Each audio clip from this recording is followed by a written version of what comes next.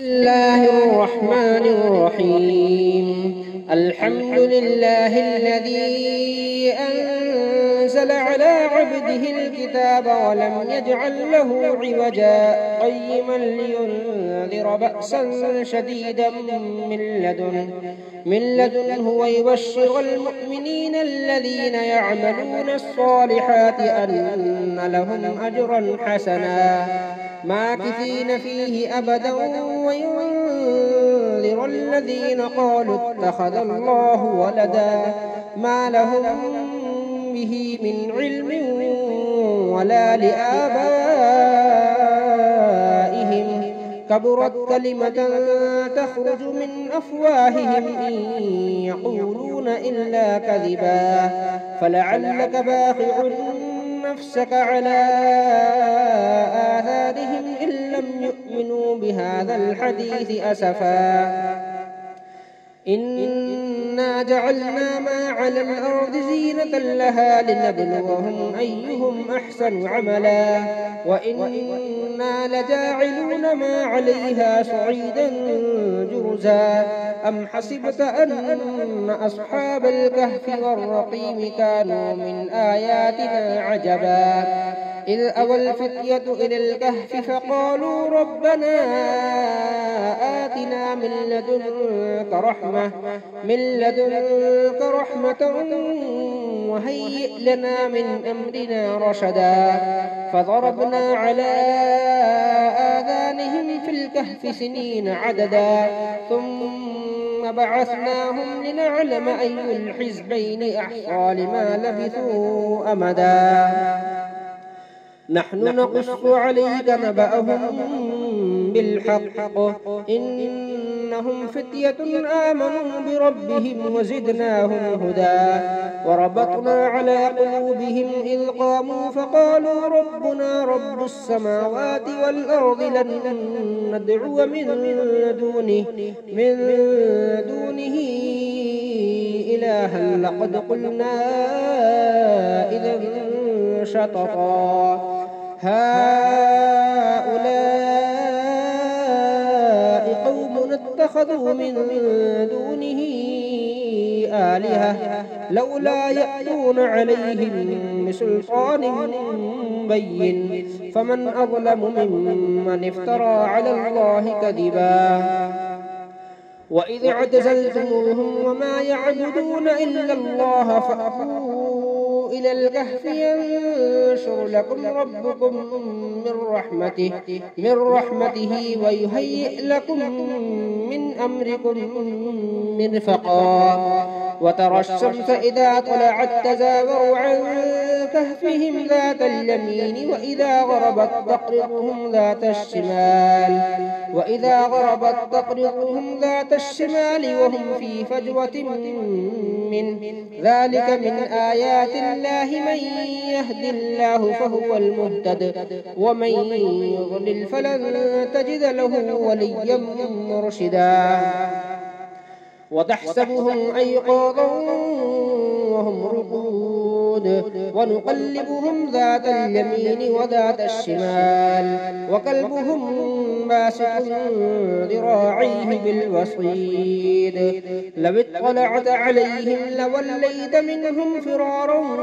ولملئت منهم رعبا وكذلك بعثناهم ليتساءلوا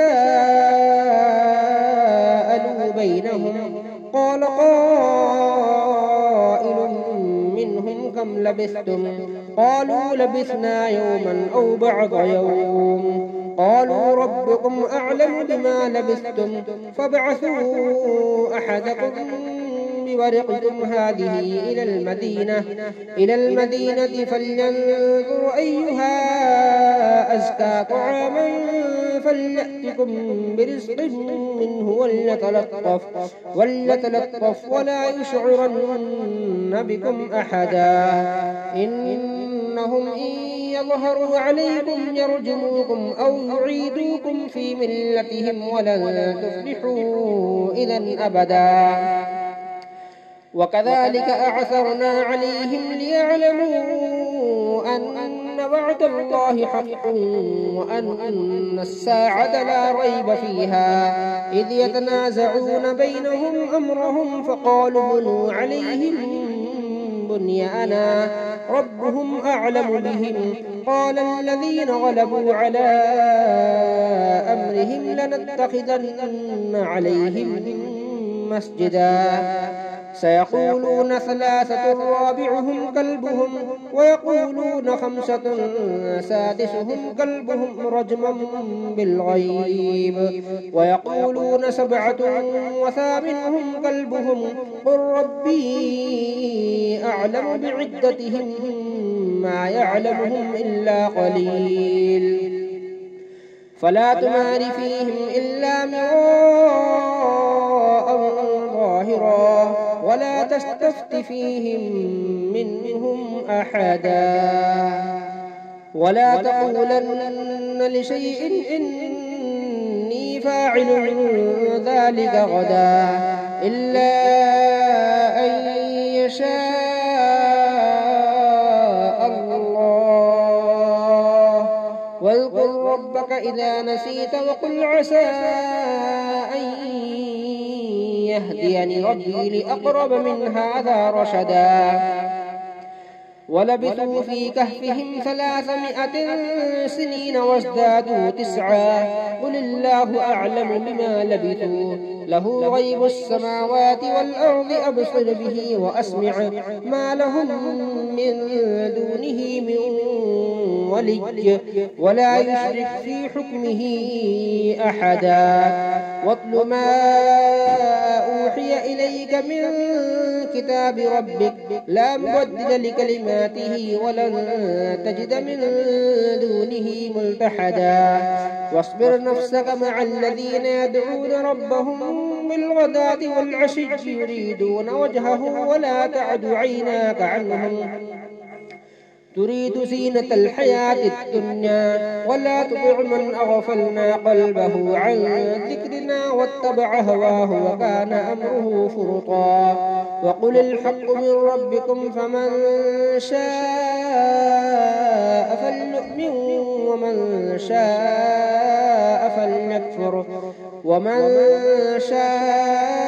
فليكفر إنا أعتدنا للظالمين نارا أحاط بهم سرادقها وإن يستغيثوا يغاثوا بماء كالمهل يشوي الوجوه بئس الشراب وساءت مرتفقا إن الذين آمنوا وعملوا الصالحات إنا لا نضيع أجر من أحسن عملا أولئك لهم جنات عدن تجري من تحتهم الأنهار يحلون فيها من أساور من ذهب ويلبسون ثيابا خضرا من سندس واستبرق متكئين فيها على الأرائك نعم الثواب وحسنت مرتفقا واضرب لهم مثل الرجلين جعلنا لأحدهما جنتين من أعناب وحففناهما بنخل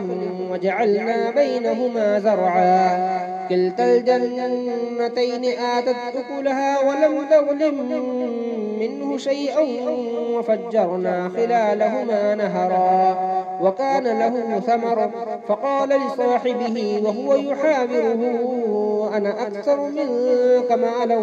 وأعز نفرا ودخل جنته وهو ظالم لنفسه قال ما أظن أن تبيد هذه أبدا وما أظن الساعة قائمة ولئن رددت إلى ربي لأجدن خيرا منها منقلبا قال له صاحبه وهو يحاوره أكفرت بالذي خلقك من تراب ثم من نطفة ثم سواك رجلا لكن هو الله ربي ولا أشرك بربي أحدا ولولا إذ دخلت جنتك قلت ما شاء الله لا قوة إلا بالله إن ترني أنا أقل منك مالا وولدا فعسى ربي أن يؤتيني خيرا من جنتك ويرسل عليها حسبانا من السماء فتصبح صعيدا زلقا أو يصبح ماؤها غورا فلن تستطيع له طلبا وأحيط بثمره فأصبح يقلب كفيه على ما أنفق فيها وهي خاوية على عروشها ويقول يا ليتني لم أشرك بربي أحدا ولم تكن له فئة ينصرونه من دون الله وما كان منتصرا هنالك الولاية لله الحق هو خير ثوابا وخير عقبا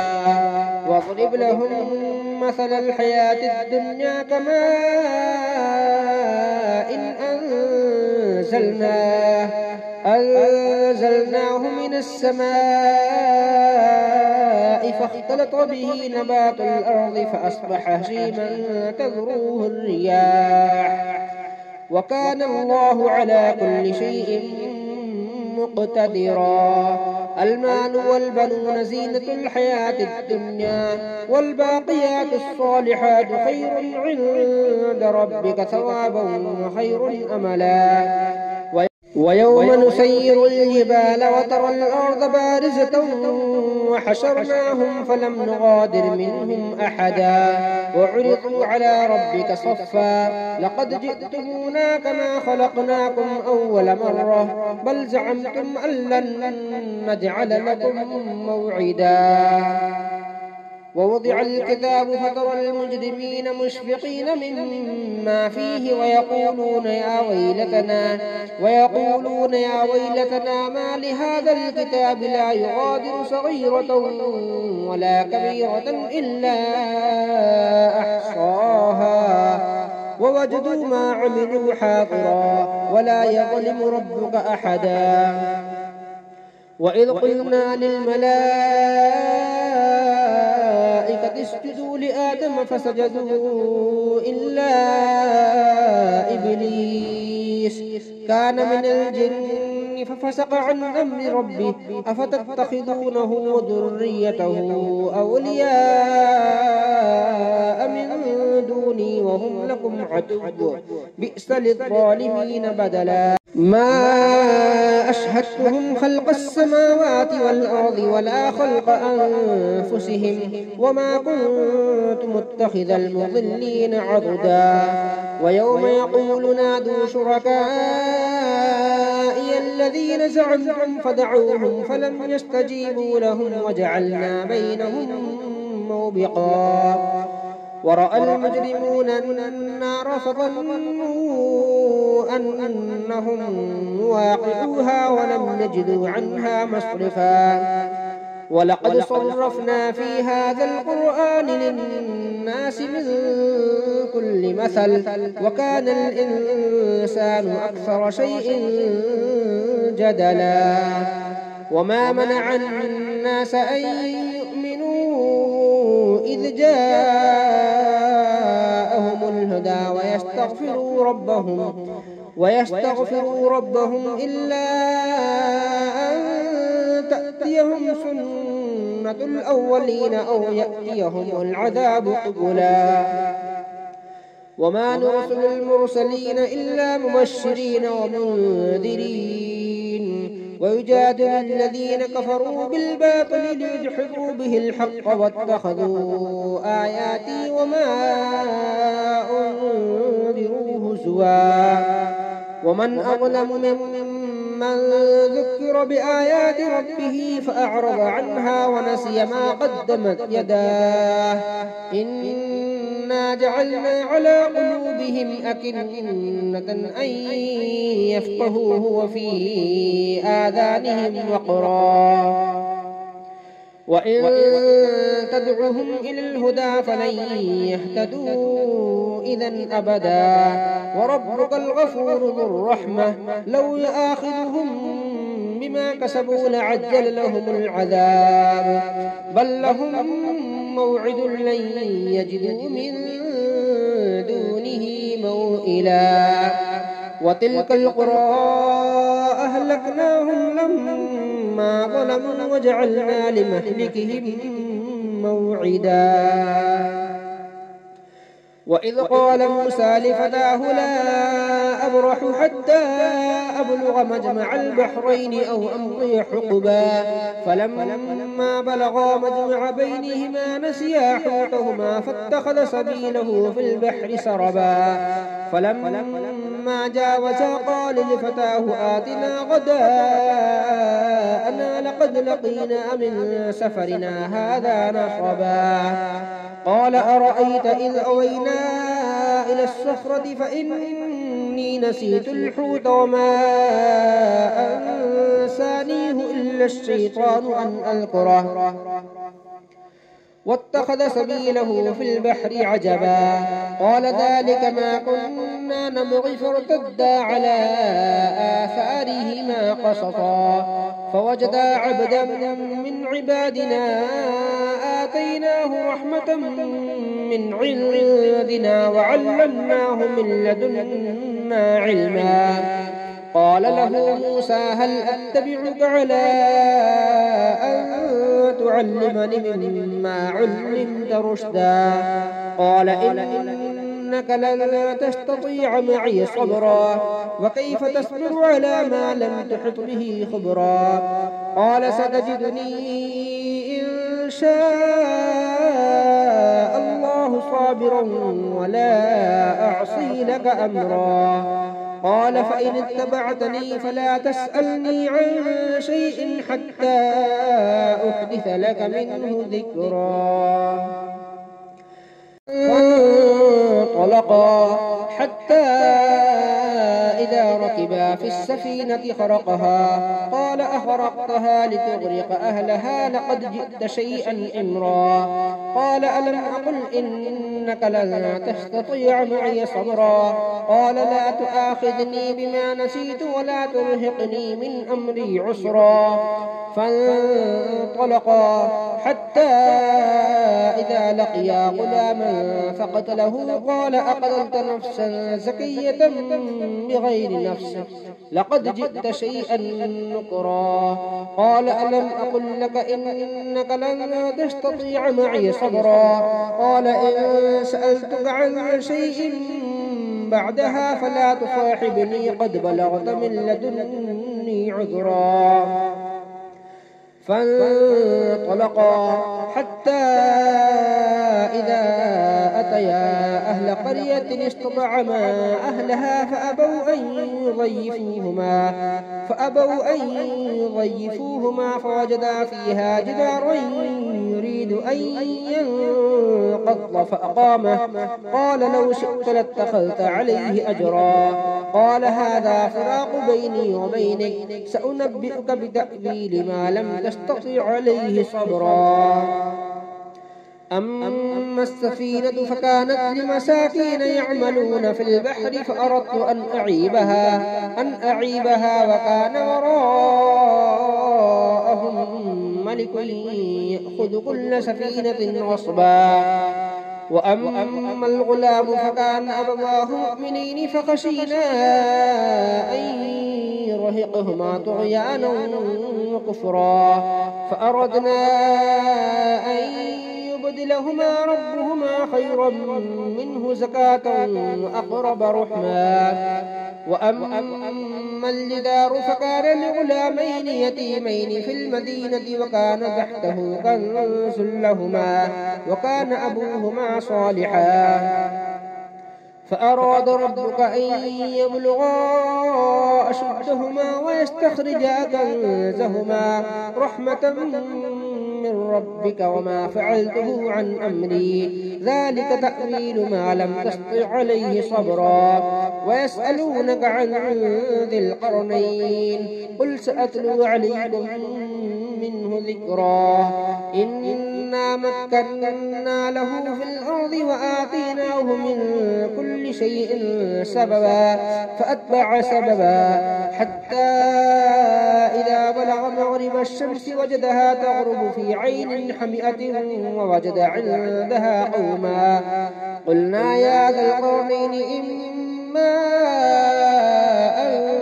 تعذب وإما أن تتخذ فيهم حسنا.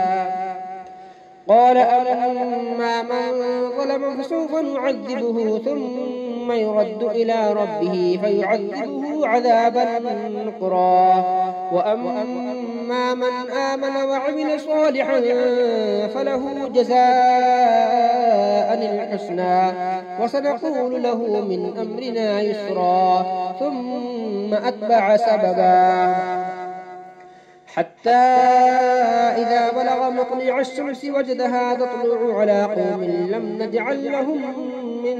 دونها سترا كذلك وقد أحطنا بما لديه خبرا. ثم أتبع سببا حتى إذا بلغ بين السدين وجد من دونهما قوما لا يكادون يفقهون قولا قالوا يا ذا القرنين إن يأجوج ومأجوج مفسدون في الأرض فهل نجعل لك خرجا على أن تجعل بيننا وبينهم سدا.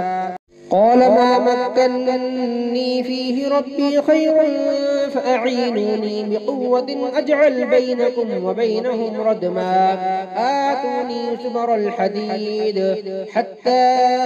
إذا ساوى بين الصدفين قال انفخوا حتى إذا جعله نارا قال آتوني أفرغ عليه قطرا. فما استطاعوا أن يظهروه وما استطاعوا له نقبا. قال هذا رحمة